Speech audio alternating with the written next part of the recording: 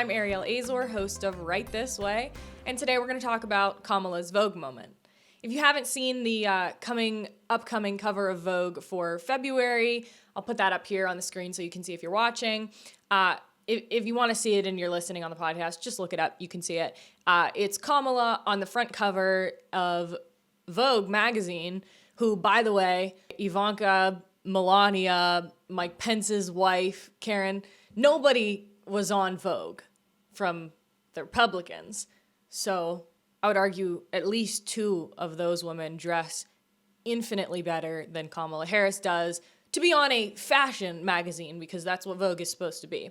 So anyway, but either way, Kamala's got her first cover of Vogue, and she's not even in office yet. But good for her. We like the other side better, so we'll be nicer to them, and we'll pretend they're super stylish even when they're not. But there's already controversy regarding her cover from Kamala Harris's team herself. I think it's so frustrating that Kamala Harris is not even in office yet, and she is playing the race card because something didn't go her way. Kamala and her team are saying that Vogue whitewashed her. They're saying they lightened her skin.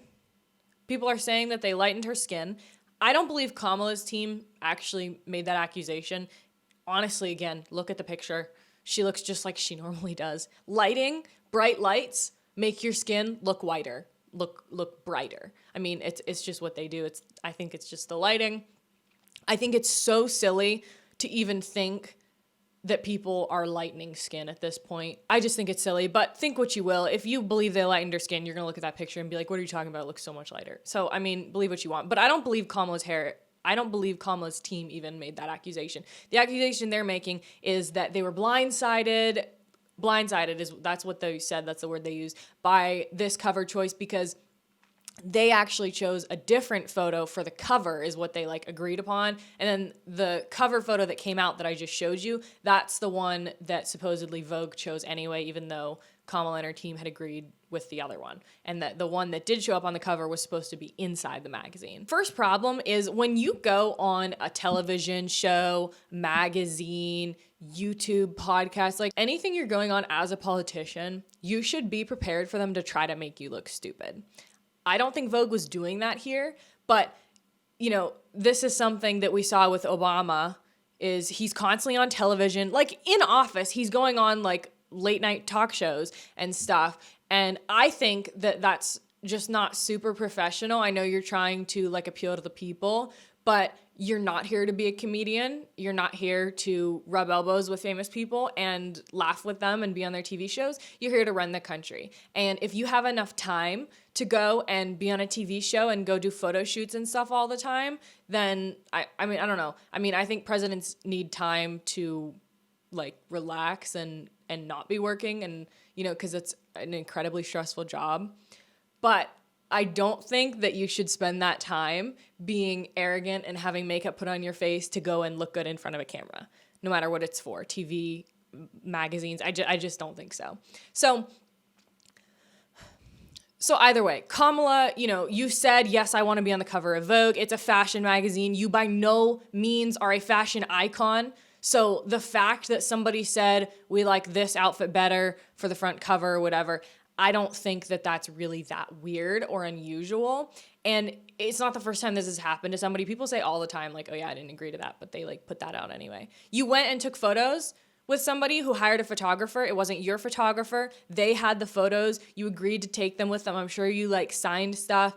And, unfortunately, maybe it's not what you agreed with, but that is kind of the risk you take when you go and put yourself out there and want to be in front of people, in front of the camera like that. That's kind of something that happens. So this is actually the Washington Post article. I just want to read you the title because it's just so rich.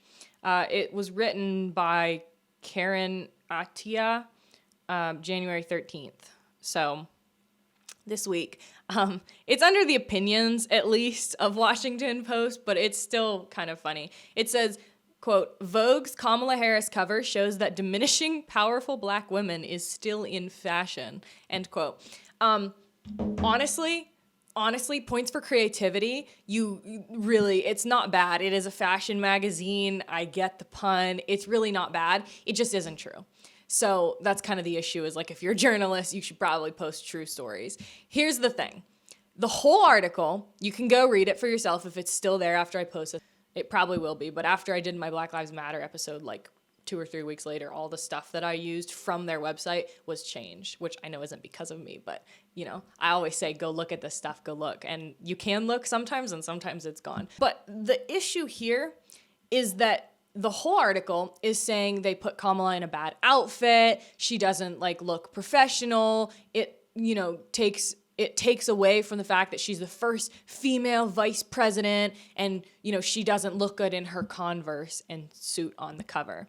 And what is so ironic about this is not the fact that Kamala agreed to put that outfit on, right? Because she did. No matter what, you cannot say, it's not like they were like, oh, Kamala, due to the COVID, we can't have you in the studio, so take a picture at home and send it to us, and we'll Photoshop it. We'll Photoshop the outfits on you and Photoshop you into the backdrop. That's not what happened. Kamala was physically there. She went and put this outfit on. Whether she chose it or not, she put it on and got in front of the camera and posed and took photos in it. So if she didn't like it, why didn't she say right then and there, hey, I don't like this outfit. It doesn't look professional. This isn't right for me. This isn't the image I want to portray. Well, because it is the image she wants to portray. It just didn't go over how she wanted it to. You know how I know that? Because Kamala wears this outfit everywhere. She wears it all the time. And what was so funny was the minute I saw that cover, I'm like, oh my gosh, her Converse. Because Kamala's Converse are a thing. It's a known thing that people talk about.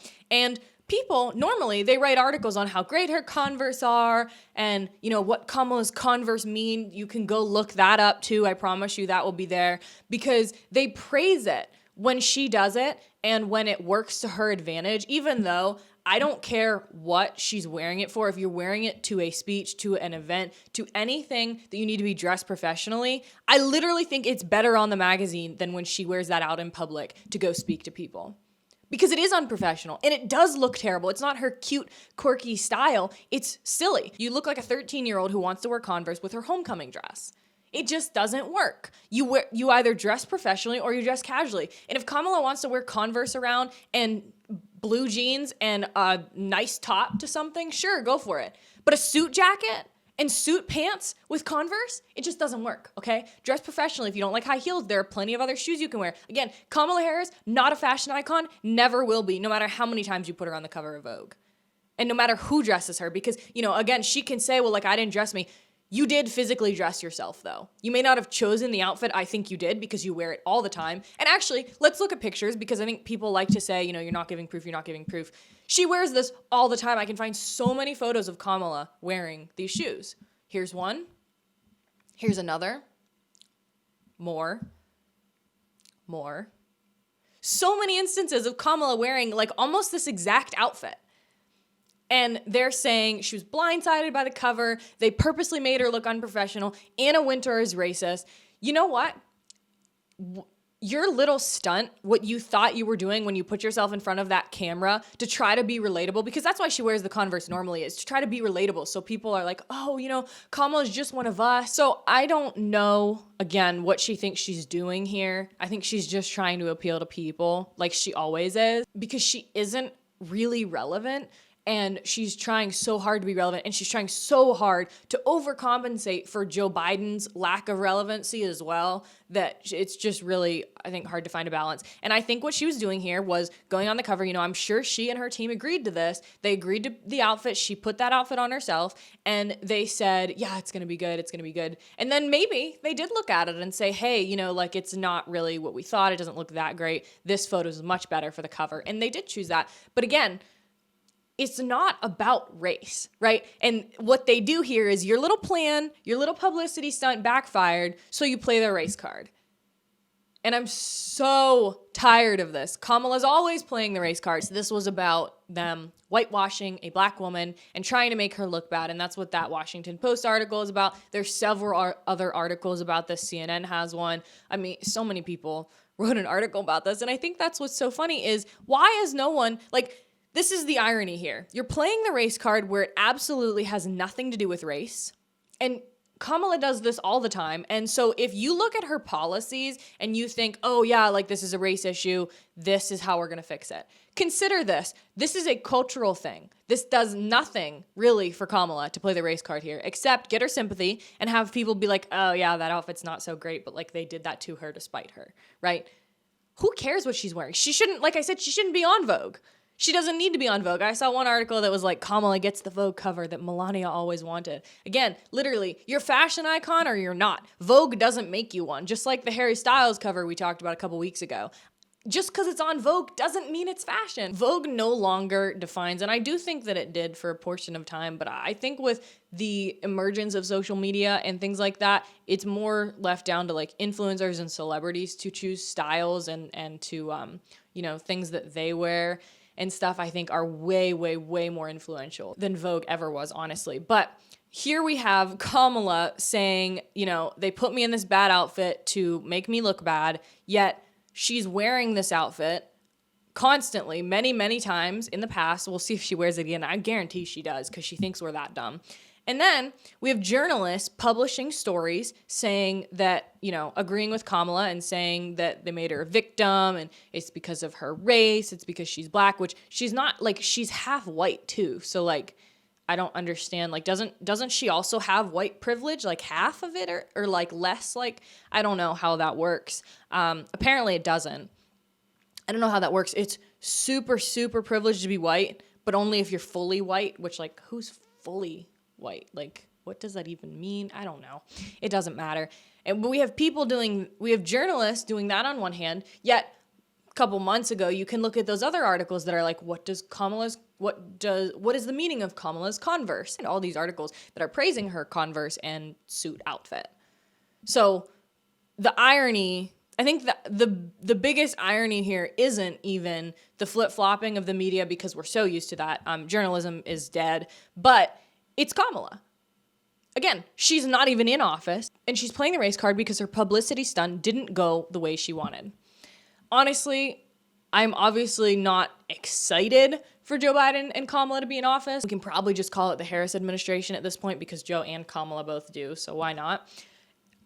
But it is going to be an interesting next couple weeks, next couple months to see what goes down and how things go from here. But again, I'm concerned about why a Vogue cover somehow has anything to do with race.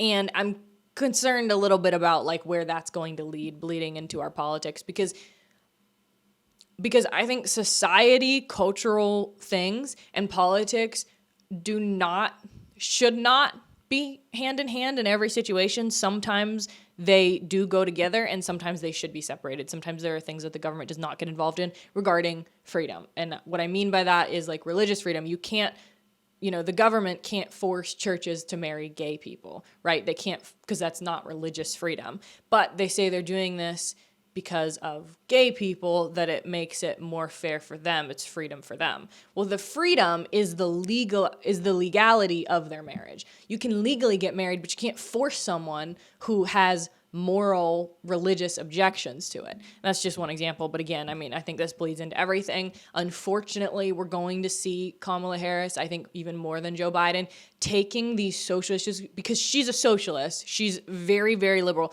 She's the most liberal senator. And she laughed about that and laughed about it on TV. But seriously, she's super liberal. She's going to take these liberal policies into office with her. And I think that that's something that we definitely want to keep an eye on. If you've enjoyed this episode, you can give me a thumbs up on YouTube. You can leave a review on Apple Podcasts, and you can also check out my Instagram at right.this.way.